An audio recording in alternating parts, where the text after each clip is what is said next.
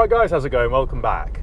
Well, today I'm in this 2012 Mercedes G Wagon, and the G-Class Mercedes is a car which has always intrigued me. I've never driven one before, or in fact ever been in one, but I've always fancied one. I spent a few months living in Los Angeles, and if you drive through Beverly Hills, they are everywhere. I also lived in southern Spain for a good number of years, and again, if you drive through Marbella, every other car is a G Wagon. Now I live in Cheshire, and yep, you guessed it, you can't drive through the village of Alderley Edge without seeing one. They're ubiquitous. In every wealthy enclave on the planet, these are as common as horse muck in a field. Every music video, rap video, American movie, they always seem to feature a G Wagon. Every pop star, every musician, every actor, they've all been seen in a G Wagon. So naturally, I thought they must be brilliant. It stands to reason, doesn't it? If all these millionaires and celebrities who have got the money to buy absolutely anything they want, if they choose to buy a G Wagon, then they must be excellent. After all, they're incredibly expensive. One of these brand new will set you back around 150 grand, and they don't really depreciate. It's one of those anomalies, one of those weird cars that you can buy and keep for a few years and not lose an awful lot of money on it. Take this one for example. This is a 2012 with 85,000 miles on the clock, and it's still worth 40 grand. This morning when I picked it up from Approved Vehicles in Chesterfield, who kindly lent me this car, it was parked in the showroom and it had all been valeted and cleaned ready for me. By the way, they've got some really awesome stock, so I'll leave a link below to their website so you can have a look for yourself. But as I approached the G Wagon, I was genuinely excited. I got butterflies in my stomach. I was really excited to get behind the wheel of it. I pressed the chunky door button on the driver's door, grinning like a Cheshire cat, and then disappointment quickly followed. Have a look at this interior. It's like going back to something from the 80s. The steering wheel's the same as the one on my mum's CLK she had about 15 years ago. And the gear lever's straight out of my dad's 1999 ML he had about 20 years ago. And the doors are too heavy. You need the upper body strength for Fatima Whitbread just to close it, or else it'll just constantly beep at you in a very Germanic way. Ashtung! Handy hog! And the turning circle's terrible. Now, I can normally do this in any other car, but in this, I'm going to have to do a 3-point turn. Then when you finally manage to close the driver's door, you'll discover there's absolutely no elbow room. I'm not finished yet either.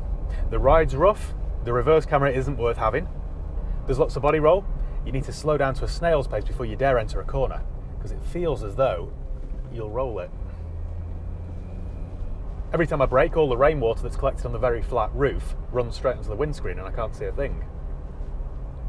The steering's as woolly as a mammoth and as heavy as one. The brakes are vague.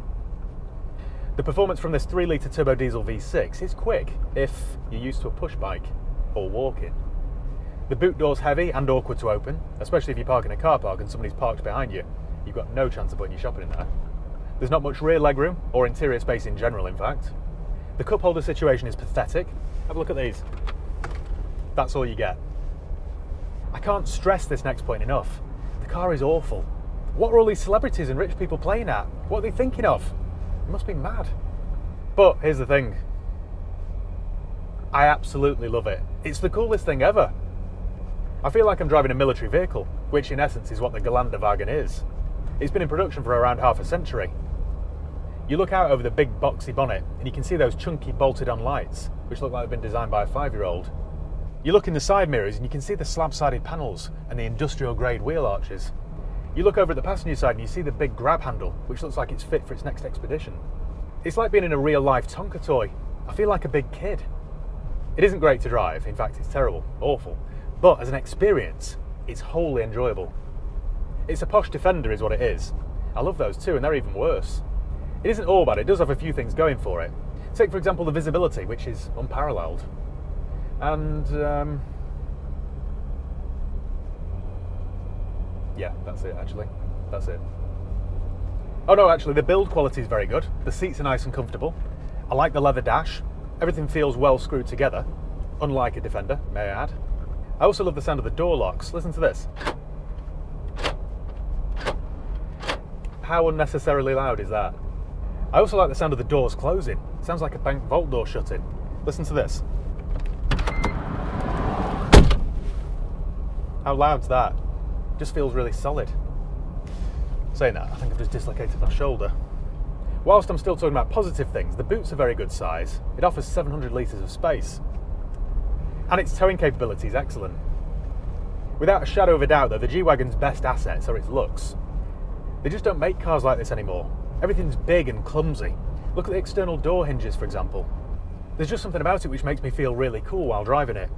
Although saying that, I do feel like a wannabe rapper. Or as somebody still trying to make it within the music industry, you know, hip hop or something like that. Or I think I've heard it referred to as garage music. Anyway, this is one of those cars that's very location specific. In some circumstances it looks perfect, and in others, not so much. In Marbella or Beverly Hills, it looks right at home, this. But in the lovely village of Ashford in the Water this morning, felt like a bit of tit. Honestly, an L405 Range Rover would run rings around this. It'd knock spots off it. That has it all. This doesn't, obviously. But what this does have is that little bit of sparkle, that little missing ingredient which makes you throw all common sense and rationale out of the window. I'd have a G-Wagon, a Wagon, even though I know it's a terrible car. That doesn't make sense, does it? That's cars for you though, I guess. There we go. I've just lost what little credibility I had left. Gone. Engine-wise, there are a couple of options. There's the 3-litre turbo diesel V6 found in the 350 Blue Tech. That produces 213 horsepower, which isn't quite enough for a car of this size and weight, but it is quite torquey, so I think you'll find it adequate. Or there are a couple of petrol V8s, but having driven this now, I think I'd go for the diesel, and that's not something I say very often. It's just the last thing you want to do in something which drives and handles the way this does, is go quickly. The G63 puts out something like 540 horsepower. It'd be like being on a white knuckle ride. At least the diesel will average mid-20s in terms of MPG, whereas the petrols will be down to the mid to late teens. Off-road, I imagine the Wagon is superb. It has high and low range as well as locking diffs, which will really come in handy for that pothole where Santa Monica meets Wilshire. In all honesty, most G-Wagon owners will never test its off-road capabilities.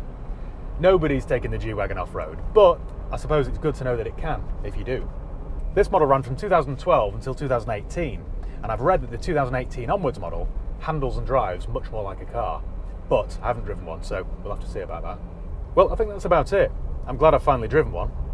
It is a bit underwhelming, but I still love it. It's a terrible car, but also a great one. It's a bit like the Maserati Quattroporte diesel that I filmed with recently. It is style over substance, but does that really matter? Do you choose everything for its looks or its capability? You tell me. It's a bit like driving a Wrangler this, or a Defender, or even a Jimny. You're so desensitised by modern cars, and it's actually quite nice and refreshing to get in something like this, which needs you to drive it.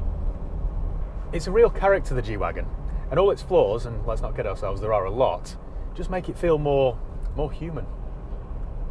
Right, well on that note, thank you once again for watching. Make sure you give the video a thumbs up if you enjoyed it. Make sure you subscribe if you haven't done already. You can follow me on Facebook, Instagram, Twitter. I'll leave the link below. If you've got any comments or questions, let me know below, and I'll do my best to get back to you. So yeah, cheers guys. See you next time.